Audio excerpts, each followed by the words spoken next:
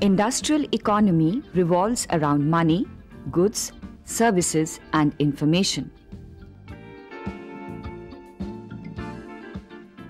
Technology advances have now connected them electronically through the Internet, rightly described as the biggest communication network. This has given shape to a new era in business, commonly called e-commerce.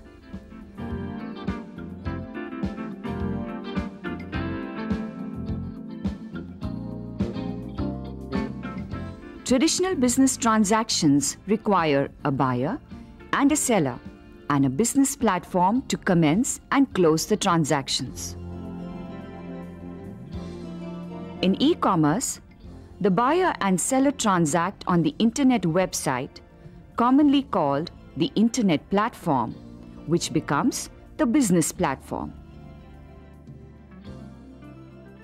The major components required to transact business on the net, that is, e-commerce, are a website for the seller and a system configuration, that is, a computer with the required speed and upgradation facilities and an internet facility through a local internet service provider, commonly known as ISP. Until recently, websites were only a source of information about a company and what it had to offer.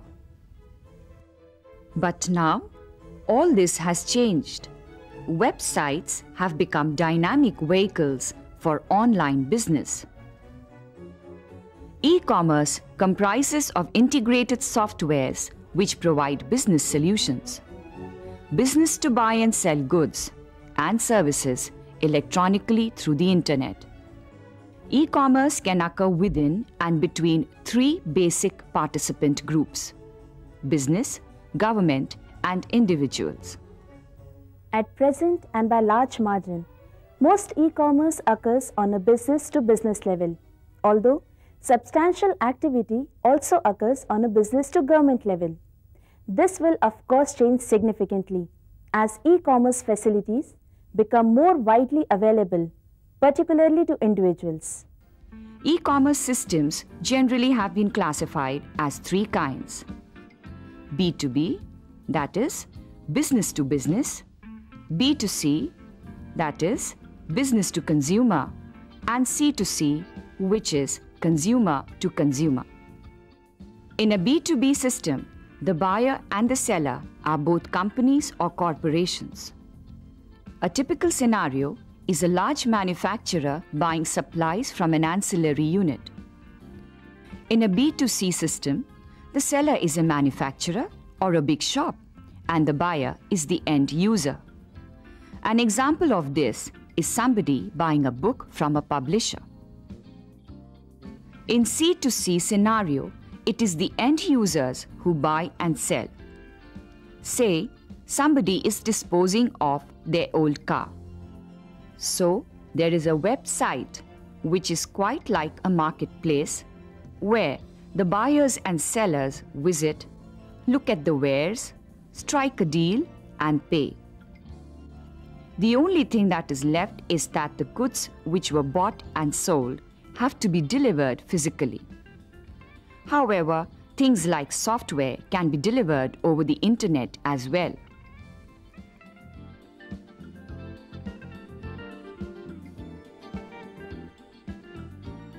But who pays for these websites? They must be quite expensive to build and operate. In fact, there are two avenues for revenue. First is through advertisement, like a newspaper, and second is through commissions, like a broking firm or a travel agent. Hence, it is very obvious that larger the number of visitors on the website, more will be the revenues. Typically, sites attract visitors by offering content like news, weather, tutorials on e-commerce, and services like email. B2B sites and C2C sites have a large number of smaller value transactions in rupees, and in B2B sites, the transaction tends to be larger in value. Today, you can visit a business website, look into the products being offered, order online by filling up a form, and make instant payments. It is now very easy to do online purchase through the net. Regardless of where the source is located, companies shall be able to procure best value materials and services. This will optimize cost, generate savings, and thereby increase profitability and quality. Newer technologies are being developed to make the website multifunctional. An entirely new marketplace is being developed. The seller may offer its products on the web, while the buyer logs onto the website and scrolls through the product's specifications and the pricing, and then places order as per the requirement. Terms and conditions of the business transactions are highlighted on the seller's website, and once the buyer agrees to the same, the order may be placed by filling a form and clicking acceptance to the terms and the conditions. In a traditional business transaction, the mode of payment varies by payment in cash, through check or pay order, or through demand draft. In general, the goods or services are made available to the buyer only when the seller is in receipt of the payment, and this may take a couple of days. In e-commerce, the entire transaction is completed on the net itself, and the buyer has the option of making his payment to the supplier by any of the following modes. Payment in cash, deposited in a specified bank. Here the seller is confirmed of the credit in his account through net banking facilities availed by the seller with the bank. Payment through check or pay order or demand draft deposited for collection in the seller's specified bank. The seller is able to confirm the credit through his net banking facilities with his bank. Payment through credit card or an international debit card, where the seller receives the payment through the corresponding bank.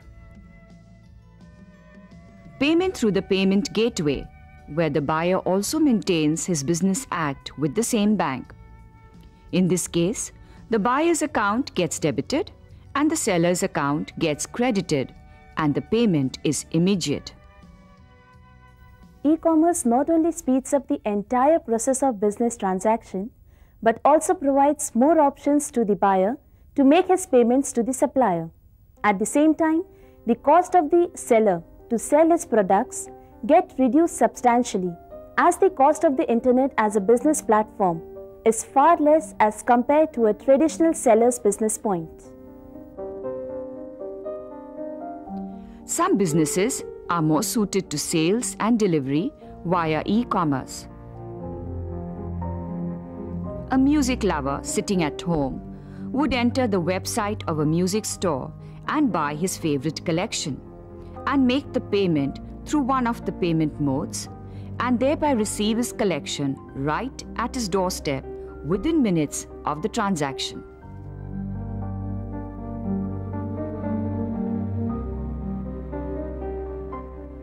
It has been a heaven for the book lovers, who now have the opportunity to get books and periodicals, even from overseas, if not available in their country, within a couple of days.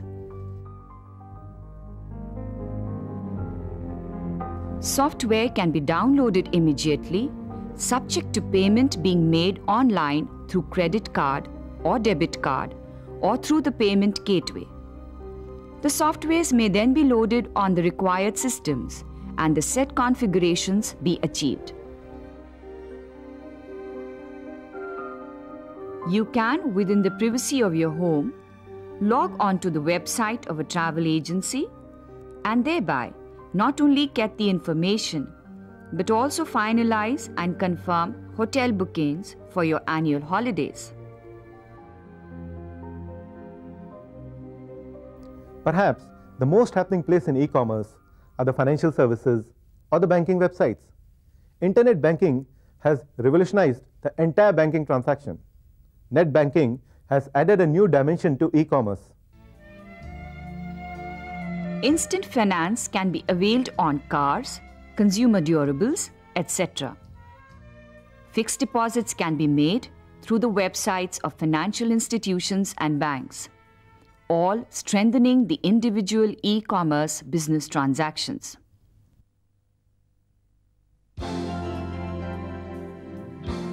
One of the biggest limitations of e-commerce online transaction for the consumer is lack of human interaction. Customers frequently ask questions about the product and may in fact change their idea about a product with the help of an agent.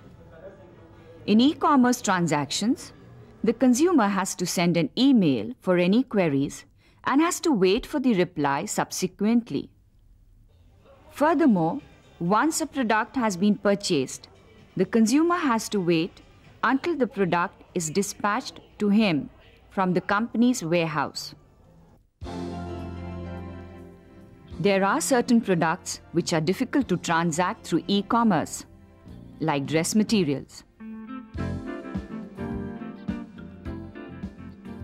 Perhaps an Indian woman will never buy her saris or dress materials through e-commerce.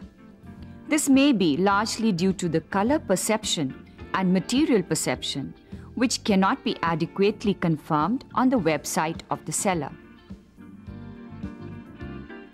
But overall, the gains are ample. Service industries in particular have much to gain. Most organizations can already take the advantage of Internet's potential to reduce the communication cost, encourage closer links among organizations in different locations, find relevant business information and contact, and even streamline purchase and supply management. Now let us take a look at the type of products that are bought through e-commerce.